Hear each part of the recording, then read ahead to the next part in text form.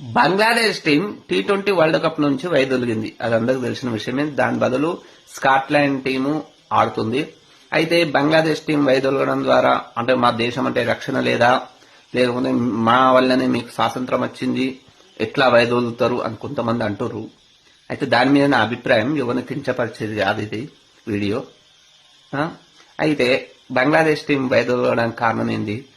బంగ్లాదేశ్ దేశంలో మన హిందువుల మీద దాడి జరగడం, దానికి రియాక్ట్ అయిన మన హిందువులు కావచ్చు, హిందూ సంఘాలు కావచ్చు, బంగ్లాదేశ్ ప్లేయర్స్ ఐపీఎల్ ఆడకూడదు, ఐపీఎల్ ఆడితే వాళ్ళ మీద భౌతిక దాడులు దిగుతాం అని చెప్పారు. మరి ఐపీఎల్ ఆడొద్దన్నాం, T20 వరల్డ్ కప్ ఎట్లా ఆడమంటాం? ఒకసారి ఆలోచన ఐపీఎల్ ఆడొద్దన్నాం కదా. అందుకుగాను ఐపీఎల్ టీంలో కొనుక్కున్న కోల్కతా నైట్ రైడర్స్ 15 కోట్లు పెట్టి కొన్న ముస్తఫిజర్ రెహమాన్ ని మేము ఆడనీయమని చెప్పారుగా. మరి T20 వరల్డ్ కప్ ఆడమని ఎట్లా చెప్తాం? అదే అడిగారు. ఎట్లయినా మాకు రక్షణ లేదంటారు కదా మీరు, మాకు వేరే దేశంలో ఆడనీయండి అన్నారు. మేము ఆడనీయం, మేము ఇక్కడనే ఆడనిస్తాం అని ఐసీసీ పెద్ద అయిన జైషా అంటే అట్లెట్లా మాకు రక్షణ లేదని ప్లేయర్ నుంచి పెట్టిరు, మేము ఆడనే ఆడం మొత్తానికి అని చెప్పి వెళ్ళిపోయారు. వెళ్ళిపోయిన వాళ్ళని వెళ్ళిపోయినట్టు ఇడిచిపెట్టేసి అయిపోతుంది కదా. మాకు రక్షణ లేదంటారా, మా దేశం అంటే రక్షణ లేదు, వాళ్ళని ఆడనీయమని చెప్పింది మనం కదా. మళ్ళీ అయిన తర్వాత వాళ్ళని మళ్ళీ T20 వరల్డ్ కప్ ఆడనిస్తామని ఎట్లా మాట్లాడతాం? ఒకసారి ఆలోచన చేయండి. అదేవిధంగా మన సేవాగ్ గారు ఒకటి అన్నాడు. ఫస్ట్ ఆ క్లిప్ చూడండి.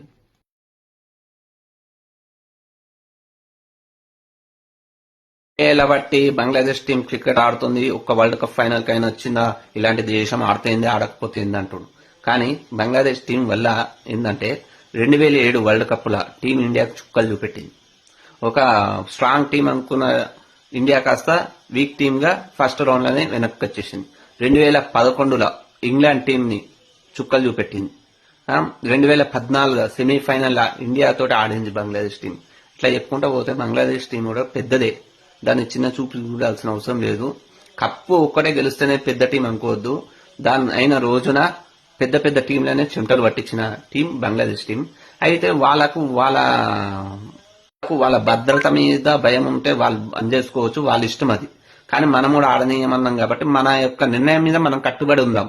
అంతేగాని మళ్ళీ వాళ్ళని మా దేశం కంటే రక్షణ ఉంటుందా, అది ఉంటుందా, ఇది ఉంటుందా అని మాట్లాడడం ఎందుకు నాకు అర్థమైతలేదు. పోయింది ఏదో పోయింది, ఇచ్చి పెట్టచ్చుగా.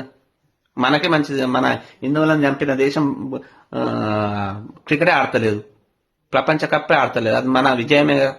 ఒకసారి ఆలోచన చేయండి. ఇది నా అభిప్రాయం మాత్రమే. ఎవరైనా కించపరిచింది అయితే సారీ. Thank you all.